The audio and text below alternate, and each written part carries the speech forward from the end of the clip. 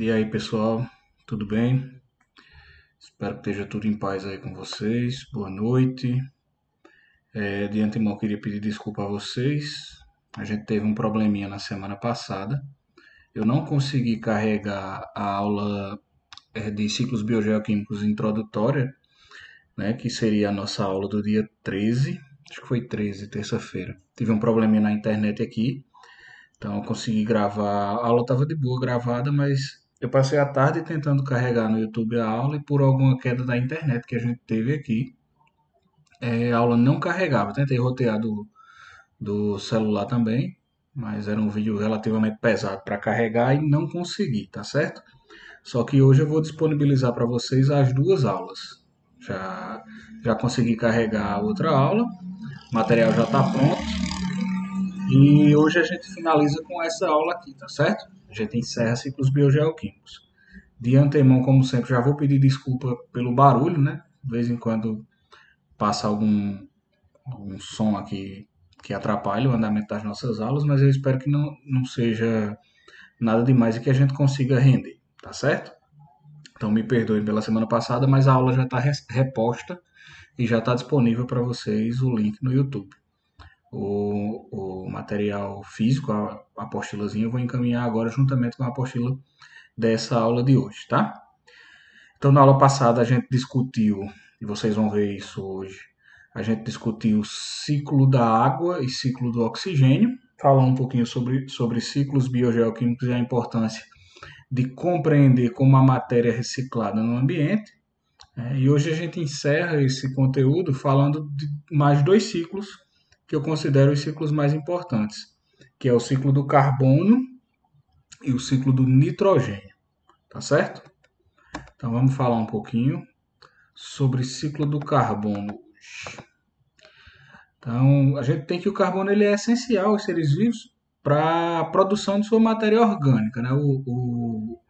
Os elementos bioquímicos orgânicos que constituem a composição de todos os seres vivos são a base de carbono. Então a vida, o modo, né, as formas de vida que a gente conhece são essencialmente baseadas em carbono. Todos os compostos orgânicos presentes nos seres vivos têm na sua composição o carbono. Os carboidratos, as proteínas, os ácidos nucleicos como DNA, RNA, as gorduras, as vitaminas. Então, todas essas substâncias elas apresentam na sua composição o carbono, o elemento carbono. Tá certo? Ele é de super importância para o modelo de vida que a gente tem aqui no planeta Terra. E como é que esse carbono ele é fixado? De onde ele vem? Como é que ele é conseguido? E como é que ele se recicla na natureza? Então a gente tem que considerar que num ciclo biogeoquímico a gente pode ou fixar determinados elementos nos seres vivos ou liberar esses elementos para o ambiente. E no caso do carbono, existe apenas uma forma de fixação desse elemento nos seres vivos, que é através da fotossíntese. Então, só existe uma maneira de sequestrar, de retirar. Eu não gosto dessa palavra sequestrar porque quando você sequestra, você pede resgate, né? Nesse caso, seria uma retirada. Existe uma maneira eficiente de retirar carbono da atmosfera e introduzi-la em um ser vivo. E isso é através da fotossíntese, tá? Só através da fotossíntese é possível fixar carbono. Eu consigo através eu não, né? Os organismos fotossintetizantes. Eles conseguem através da fotossíntese retirar esse carbono da atmosfera e fixá-lo e transformá-lo em matéria orgânica, deixando essa matéria orgânica disponível para os outros seres. Só quem consegue fazer isso é o mecanismo de fotossíntese. Ah, professor, então o único jeito de eu retirar carbono da atmosfera é através de fotossíntese? Não. O único jeito de retirar carbono da atmosfera e depositá-lo em um ser vivo é através de fotossíntese. Tá? Mas existem outras formas de retirada de carbono da atmosfera que vocês depois vão estudar, se quiserem, na verdade, continuar estudando, que é através da água. O carbono ele pode se dissolver na água, tá? Formando ácido carbônico, e ficar armazenado reagir depois com outros minerais e ficar armazenado sob forma de bicarbonato, sob forma de, de alguns tipos de rocha, inclusive, de minerais, tá certo? Então, os nossos oceanos também são grandes fontes de retirada de carbono da atmosfera. Só que quanto mais carbono a gente emite na atmosfera, mais os oceanos retiram esse carbono e mais ácida fica essa água. Então, isso acaba sendo um problema também, tá certo? Mas uma forma eficiente de retirada de carbono e de fixação do carbono nos seres vivos é a fotossíntese. Tá? Então, eu tenho essa maneira de retirar carbono da atmosfera.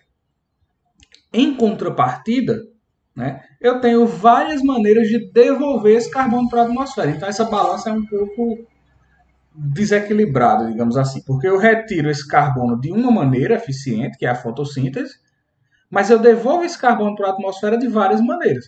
Então, eu devolvo carbono para a atmosfera através do processo de respiração. Né? Os seres vivos, eles, no advento de metabolizar os seus componentes orgânicos oriundos de alimentação, né? Eles respiram e, ao respirar, eles liberam, eles devolvem esse gás carbônico para a atmosfera. Por exemplo, a glicose. A glicose é um elemento orgânico, é um componente orgânico típico da nossa dieta. A gente está comendo glicose o tempo todo.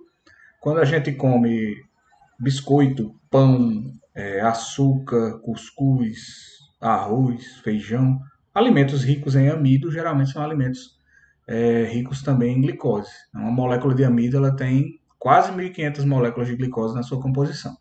Então, toda vez que você come, o teu processo de digestão ele acaba liberando glicose na tua corrente sanguínea, essa glicose chega nas células e ela é utilizada, ela é queimada, digamos assim, para a produção da energia que te mantém vivo. O resultado dessa queima, a grosso modo, para ficar fácil de você entender, seria o carbono que você libera através da respiração. Então, a gente lança carbono na atmosfera através da respiração. Só que a gente também lança carbono na atmosfera através da combustão. Combustão é queima.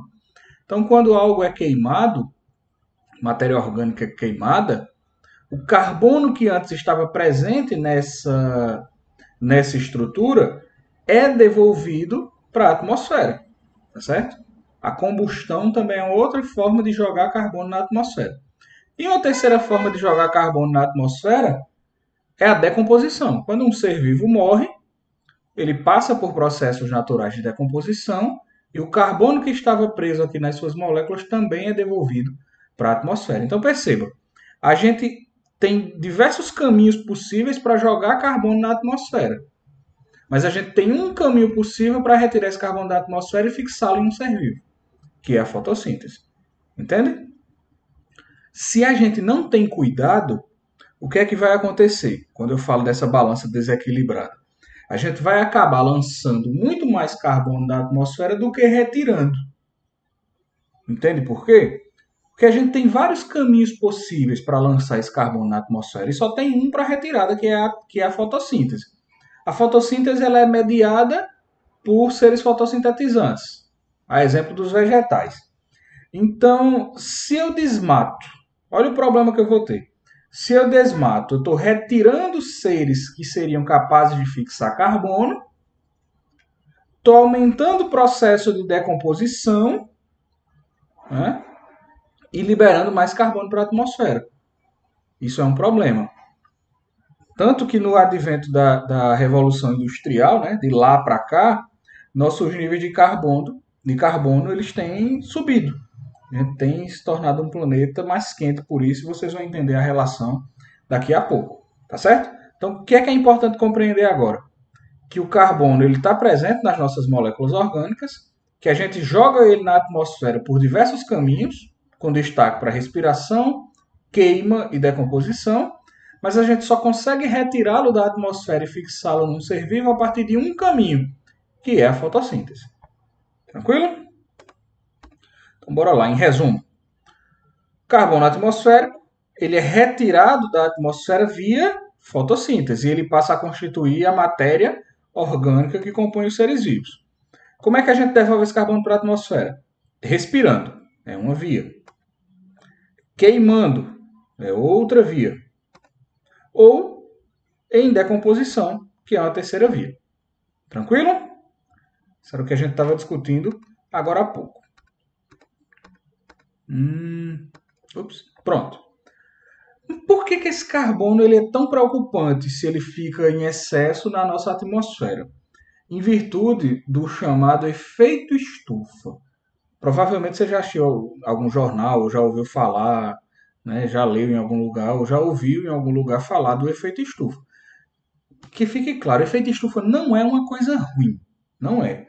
O que é o efeito estufa? É uma forma da gente guardar, de certa forma, calor aqui no nosso planeta. Então imagina o que seria um estufa. Imagina que aqui a gente tem a camada atmosférica, né? A gente tem a atmosfera, aí a gente tem nessa atmosfera um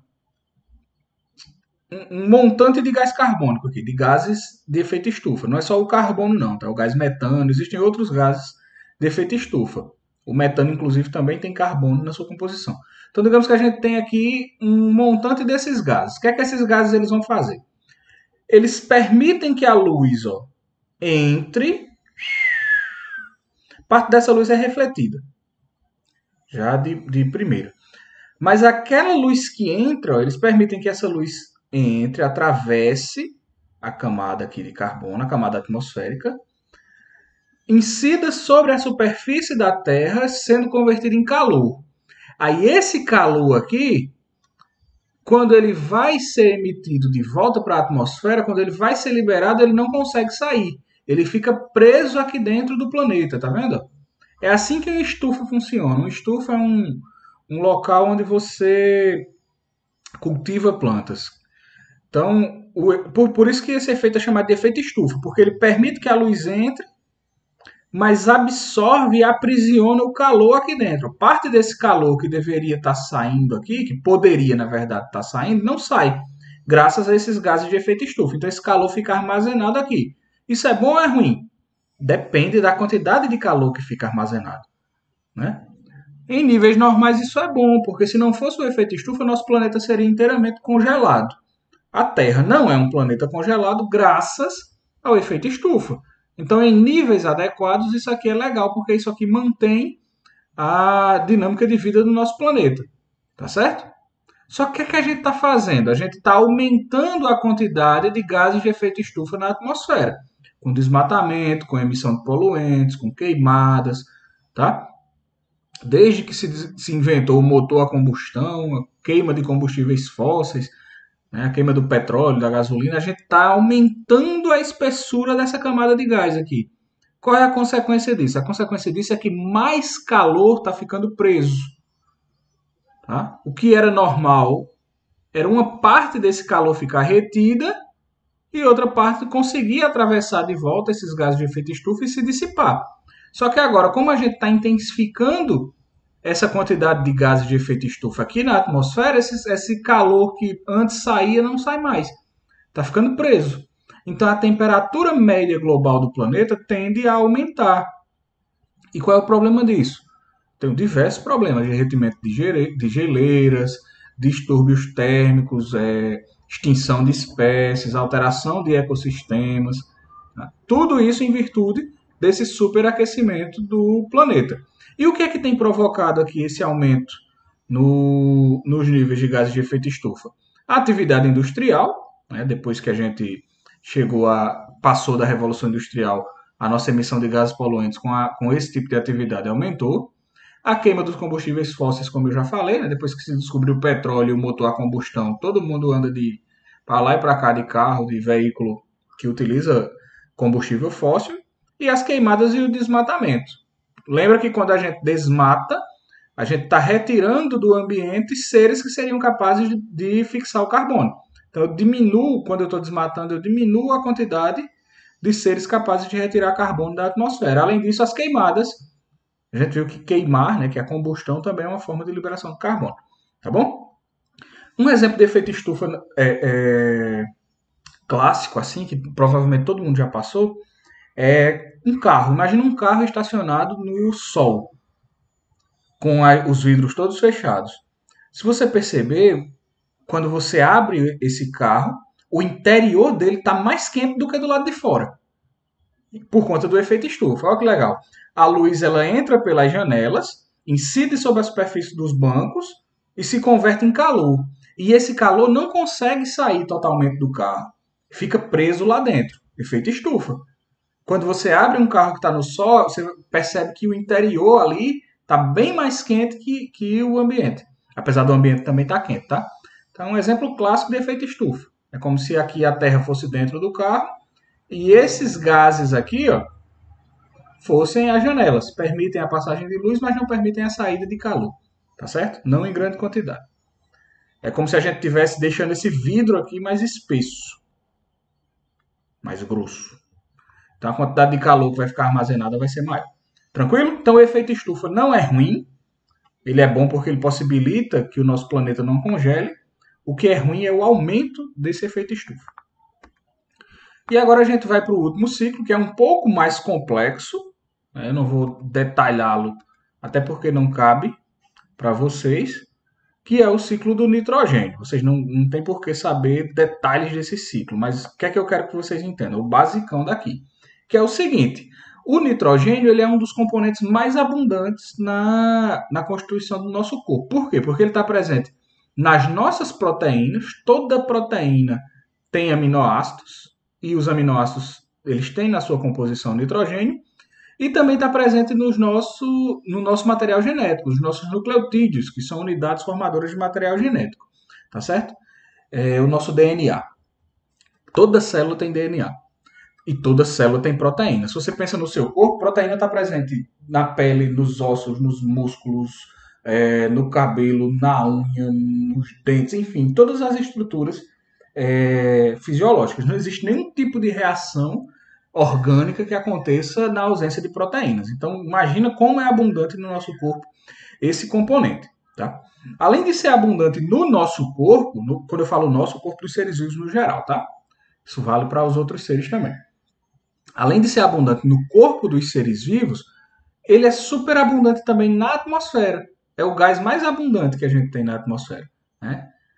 Mais de 70%, quase 80% do gás que você respira aí, ó, nem é oxigênio, é nitrogênio. Só que a gente não utiliza esse nitrogênio gasoso. Olha que massa. Todo esse nitrogênio disponível na atmosfera não está disponível para nós.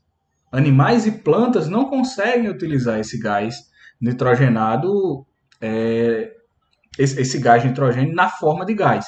Ele precisa passar por processos de transformação para que a gente seja capaz de aproveitá-lo.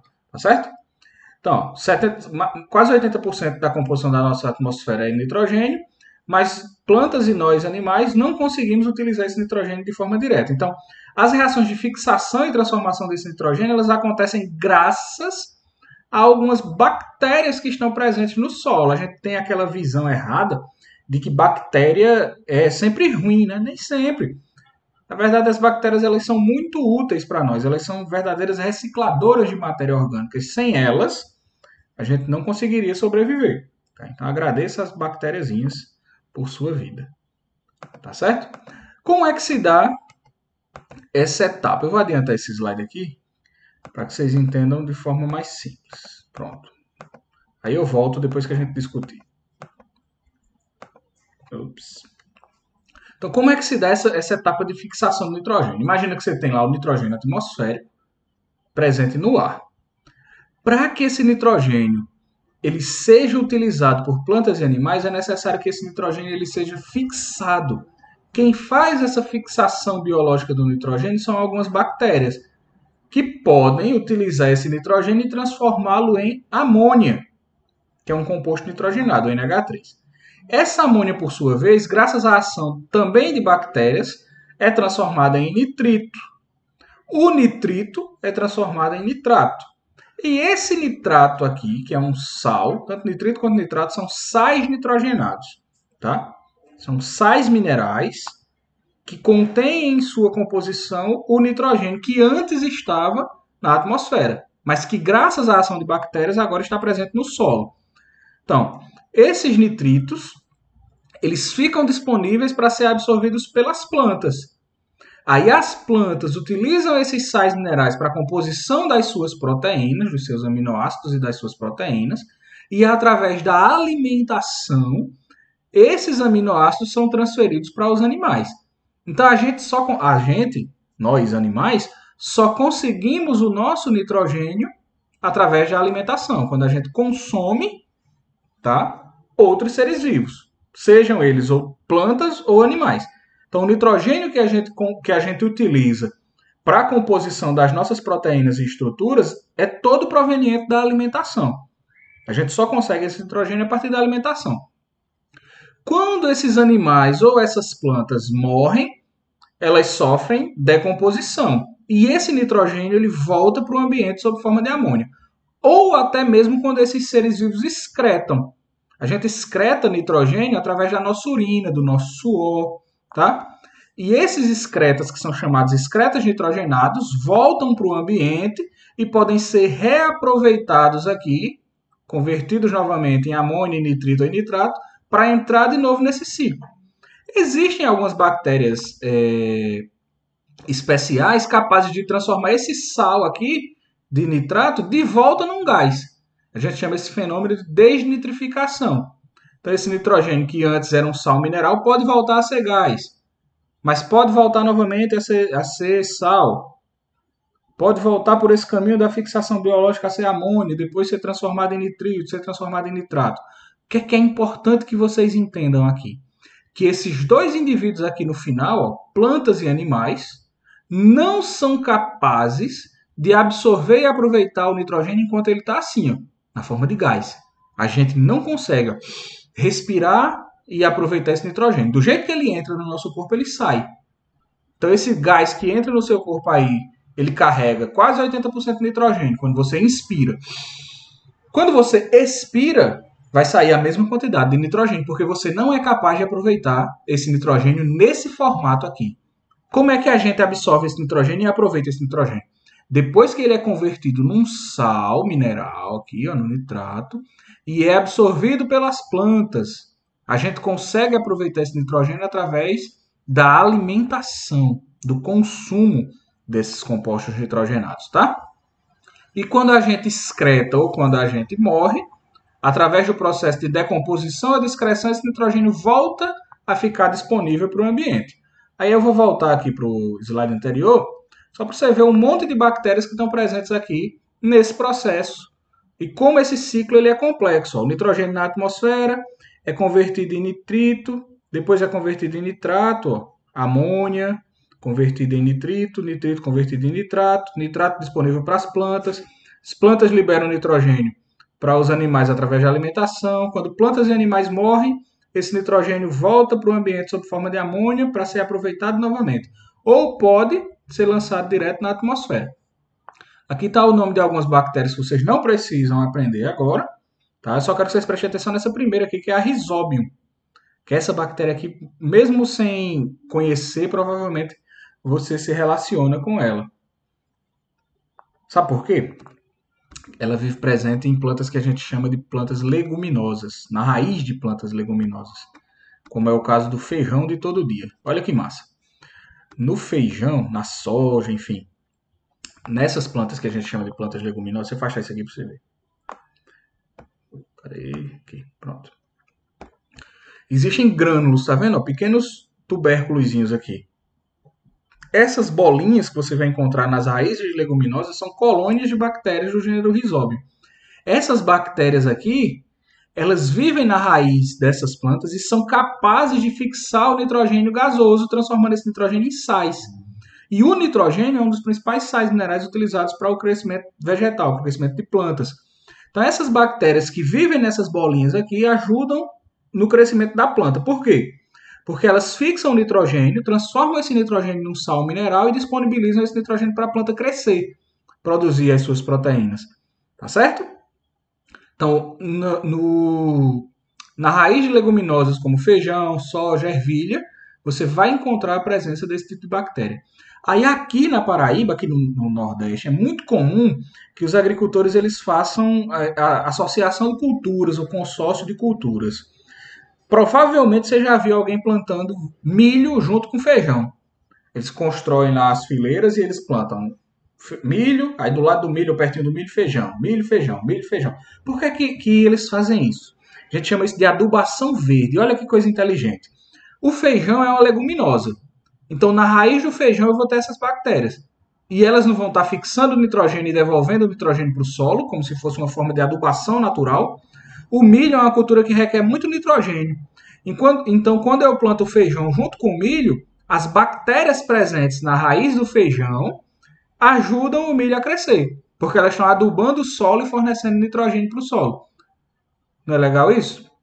A gente chama isso de adubação verde. Eu utilizo uma planta e suas características peculiares, como é o caso da presença dessas bactérias aqui na raiz, para ajudar a fertilização do solo e crescimento de outro tipo de planta, que é o milho. O milho não tem essas bactérias na raiz. Então você precisaria estar aqui adubando o solo com nitrogênio para o milho crescer. Quem é que faz esse processo de adubação de forma natural? O feijão. As bactérias que estão presentes na raiz do feijão. Tá beleza, pessoal? Então é uma forma interessante de fixação do nitrogênio. Certo? Vou mandar para vocês agora a apostilazinha com o material dessa aula de hoje. Vocês vão receber também a apostila com o material da aula passada. E aí a gente fica em dia com o nosso conteúdo. Tranquilo? Qualquer dúvida, estou à disposição. Valeu, abraço para todos e bons estudos aí para vocês. Se cuidem, viu? Até a próxima.